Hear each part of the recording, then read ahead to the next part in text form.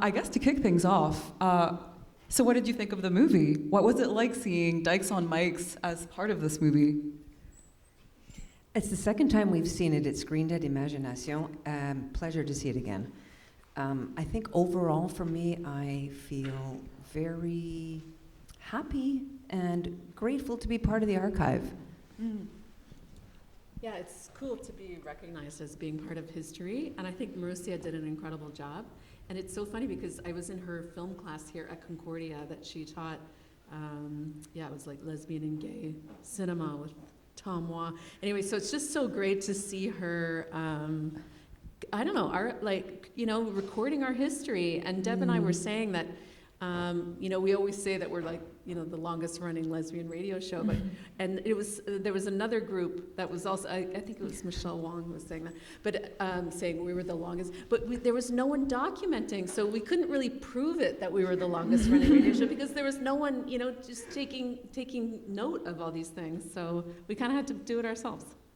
Yeah, and there was no one to verify it either in terms of internet or anything, like doing a quick search for what was the longest radio show. It's hard to do, so we just claimed the title. As you should. One thing that I found really interesting, I think someone else said this in a documentary, right? There was almost like, as they were producing media, right, they were almost incidentally also being historians at the same time. So I'm wondering, like, as you were, working on Dykes and Mykes, as you were recording the show, did you also have that feeling at the same time as you were creating the show of like, well, we're also archivists, like we're also documenting history, like as we're working on this? Deb was, I was just living in the moment. It was an incredible time. But Deb was so good at that, and she recorded a lot of our shows, and she still has those, and it's really fantastic that they are being held, actually, and we've been studied by, researchers, and we've been included in some, lesbian and gay archives. Well, the archives in Toronto is who has the tapes. It's a good question because, maybe I was a bit more on the ball than Elana about that, but because CKUT recorded every show on VHS tapes. So there was like 4 decks, and they recorded 24/7 because the programming was through the night. And then they would record over the tapes. So it's not like they kept the tapes, but it was just a way of having a 24 or 48-hour archive in case there was some contentious situation and they had to review it. But then they'd be recorded over, like I said, in 48 hours. So it's not like that was an archive. So it was up to us to bring a cassette in, pop it into the cassette recorder ourselves, and record it. So if we didn't do that, nobody else was doing it. And we wouldn't remember to do it all the time. So we have a smattering of shows over the years. Cool. I guess since we're on the topic of like the sort of the technology here, I'm really interested in, I guess, how you joined Dykes on Mykes, or how did you start with the show? Especially, Deb, I think you mentioned, right, that maybe you were sort of newer to community radio. Elana, you were the Baby Dyke correspondent. I just want to know what the Baby Dyke correspondent is. So I would love to know, how you joined the show, and maybe even also if you felt it evolve like during your time there, and if so, how? I was around 28 or 29. I'd been gone for most of my 20s, so I was kind of looking for community, and I went back to Concordia, took some art classes, and somebody that I met had started the Dykes on Mykes at CKUT at McGill and asked me if I wanted to join. I'd never done radio, but I was like, oh, sure, I'll try that. And within a year, she'd left and gone to Toronto, so left me with the show. And that was an interesting moment as I tried to find co-hosts. So there was a succession of co-hosts until Elana joined and stuck around for a while. So we were partners for a good 10 years. on the Yeah, show. and I always say that Dykes on Mykes was my most fun, activism in my life, and I've done a lot of different things, but it was just so exciting to be able to talk to other lesbians, and we had carte blanche to just ask them any question, So, we met a lot of people, and it was, at that time, it was almost the only way to access the lesbian community, in Montreal. Like, there was no way to know what was going on without it. And I started as the Baby Dyke correspondent because I think I was just like a very excited Baby Dyke, and I had a lot to say, and I was very curious.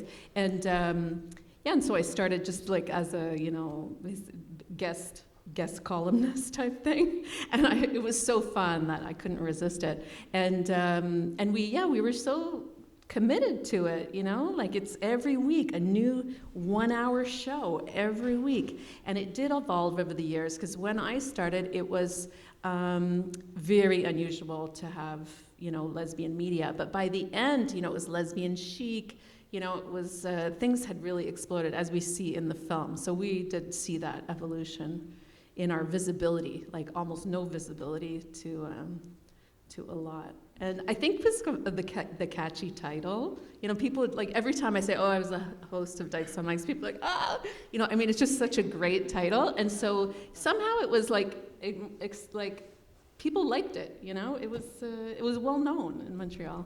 Yeah. Yeah, it's in a Mordecai Richler book, actually. I forget which one, but the one of the protagonists in the book is listening to Dykes on Mykes in the car. Yeah. And not Dykes on Mykes on bikes. Interesting. Not Dykes on Mykes on bikes, no. I want to mention, too, that gradually we had some Francophone lesbians who wanted to do a show, or did we initiate that? I don't know, but it was, so once a month we had a show in French, which was originally Les Funky Gouines, and then it evolved into La Balade des Furies.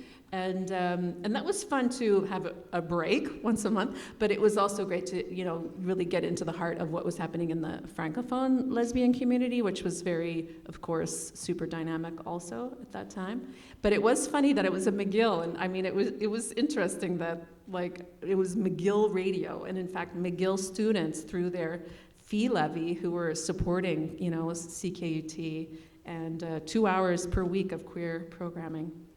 Yeah, every Monday night. So 6 to 7 was the boys' show, Queer Core. First it started as the homo show, and then the Queer Core and Dykes on Mykes from 7 to 8. Yeah. Awesome. I guess, like, especially, like, I think you're really selling me on this, like, fun show. I wish I was around to have listened to it. When I was watching the film, I was really struck by that idea, right, of, like, 7 p.m., it's time for Dykes on Mykes, right? Every lesbian in Montreal turning on the radio to tune in. I like, do you have the feeling that maybe you were able to create, like, this immaterial space, right? Like, this idea of, like, everyone tuning in at the same time. And if you did, then it kind of sounds also like that bled into, like, a physical sort of, like, community building as well, right? So, I mean, how important was that idea of space when you were, working on the show? Did it matter that it was more immaterial or more material? Yes. I mean, it was only once a year that we knew how many listeners we really had, which was during our funding drive. And honestly, we would often make a lot of money from Dykes on Mykes during the CKUT funding drive. And we would see, people would call in and say, I listen every week, I love this show, and it would be great to work the phones, because then we would hear, from our listeners. And we never had any call-ins or anything. We didn't have anything really interactive, did we? Well, every now and again we'd give away tickets for something. Yeah. So people would call in for the tickets. For the tickets, exactly. Prizes. To the Melissa Etheridge. But it was the funding drive that was really interesting, and for quite a few years we had a dental lab. Somebody working at a dental lab would call in and donate $100. Nice. Yeah, we had a guy who would call from prison or something. Yeah, we had some prison correspondence, letters in our mailbox. All over the place. It was very surprising. We would just be like, wow, we have really a diverse listenership.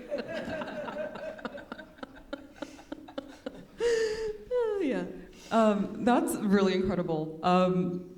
Are either of you, I guess neither of you are working, with this show in particular right now, but are either of you still working sort of like with community radio projects or projects in that same spirit, right, as Dykes on Mykes?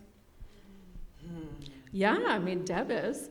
But I mean, I think that podcasts, like the explosion of podcasts, just shows how radio is so important. And I say it in the film too, but unlike all of the, women who were working on their newspaper and putting out those magazines, which cost a lot of money, I mean, Dykes and Mykes, because it's immaterial, we just needed ourselves and a few interesting guests, so we didn't have to produce anything really. And we would play also music. I think that was an important part too. We'd be able to expose lesbian artists, lesbian musicians on the show, and really diverse lesbians from across the city. I think we were really creating community, and people would come on the show. The fact that you didn't need to be a celebrity to be on the show. We would invite all sorts of people on, and so and once you've been on a show, you feel a sense of attachment too, and so people would, I think, become our listeners also because of that.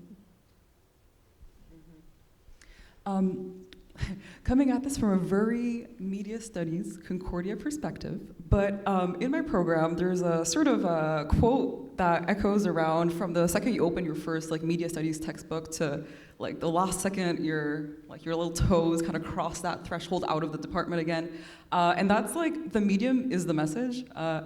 And essentially, this idea, right, that the container, right, of the medium kind of shapes the way that the message is then, disseminated, then received by audiences. And I'm wondering if you had any thoughts about that with regards to radio, or even if either of you work in digital media, right, how that kind of transition from analog media to digital media, right, in relationship to, feminist work, how that might sort of evolve. And maybe if that's too part of a question, what is really interesting to you about working with the radio technology, or what feels good when you're working with radio? Well, as you were saying, you had to tune in on Monday nights, so it's a real intentionality. It can't be I'll listen to that, while I'm on my way to work or school. You really had to be committed to it. And so yeah, it was ephemeral, and so now, I mean, lesbian culture, lesbian struggles are so accessible everywhere to every kid, and so that's the big change. Is we were kind of precious in a way, I would say. Yeah, I guess there's something also about not really knowing who's listening, but believing that people are, because it wasn't the biggest interactive experience. Every now and again, people would call in, we'd have prizes, but even that was pulling teeth, come on, call, you could win a ticket.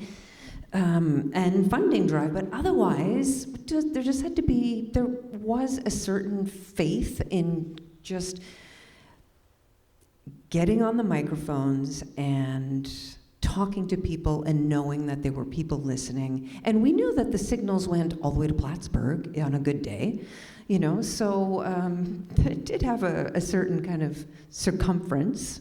And in a way, it would be randomly sometime later that we would hear from people who would sometimes recognize my voice and say, oh, I remember listening to you, and there'd be just the stories of people who were women, lesbians who were just coming out and would listen intentionally in their room very quietly. And it was an experience they knew they could count on in a way, Mondays at 7 o'clock. I don't know how to talk about how it's different now where it's accessible all the time, anytime.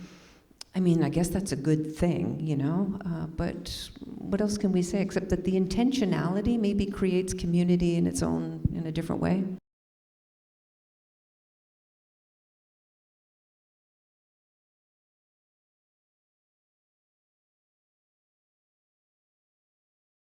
I mean, it was provocative, and I was saying earlier to some friends that I worked at a magazine store in Westmount when I first moved to Montreal, and I would play Dykes on Mykes on the speaker system in the magazine store on Monday nights because I was working and I wanted to hear the show. So that was, that was when I was really a baby dyke. And I really thought that was really edgy that I was playing that in public, And I think that there were many people who listened in secret. But I felt that CKUT really was an extremely safe space for us. I mean, there was a lot of radical radio going on there, lots of brave, activists that were producing radio on a whole bunch of issues, including very controversial, political shows. And so we were just part of that larger community. I felt it was very safe, yeah. And there's also something about in a pre-internet time that there was an anonymity in a way. I mean, people could maybe occasionally, recognize my voice. Occasionally that happened, but mostly I'm kind of anonymous. So there was a safety in that. And Montreal was a very safe place too, except for the Polytechnique massacre, of course. But there was just random acts of violence. But in general, being in the lesbian and gay community back then, it was okay. In the mid '90s to the 2000s, we were popular at the time. It was a funny time.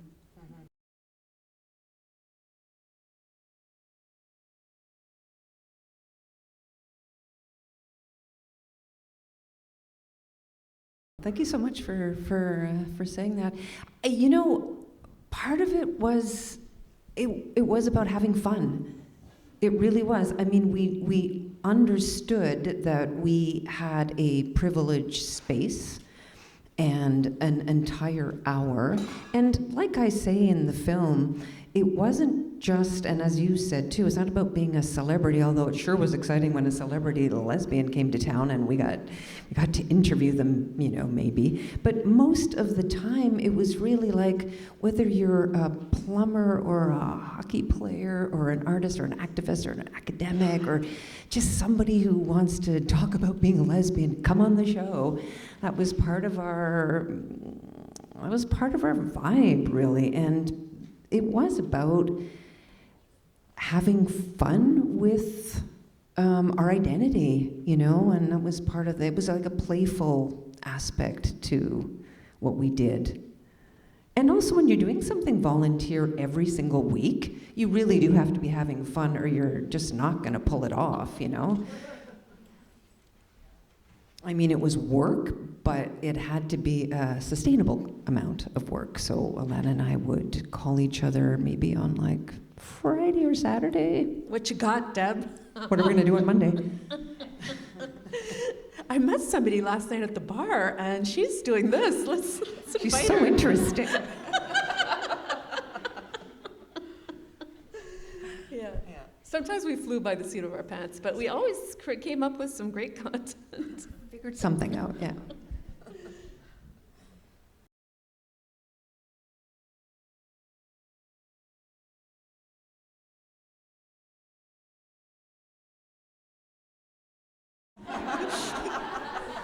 It's such a good question, but I mean, as we walked into the studio, which Deb and I hadn't been in there in years, so it was really fun to be in the film. I mean, it was really a fun experience. Deb pointed out the mailbox, so we would go and there would be a new lesbian band's demo tape in there, so that we could play their latest song. There'd be flyers about parties coming up. We would receive mail. I mean, publicists would actually, send us mail about, lesbian artists who were coming into town, lesbian book launches. We would interview authors. They would contact us. Yeah. So it was really fun to get to the show a bit before and pull out all the flyers from the mailbox. Plus, there were a few weeklies, The Mirror, The Hour, Voir. What was the other one? It was really, pre-internet times, it was something else. And I remember, Deb, when you started getting news off the internet, and it was you were reading world lesbian news. that you printed out on paper, Whoa. brought into the studio, and you'd be like reading them out in Australia, you know? So, yeah, it was, yeah, not everyone had access to that, so we were sharing the news. We also had a secret correspondent, remember, a friend who worked at the Gazette. Oh, Yeah, and so what was it called? The news feed. Yeah. Yeah. The Newswire. The Newswire, yeah. Anyway, so she would contact us with like, oh, I've got some lesbian news here from around the world. Either she would call it in or she would just tell me what it was, and we'd read it. Yeah, you're right, yeah.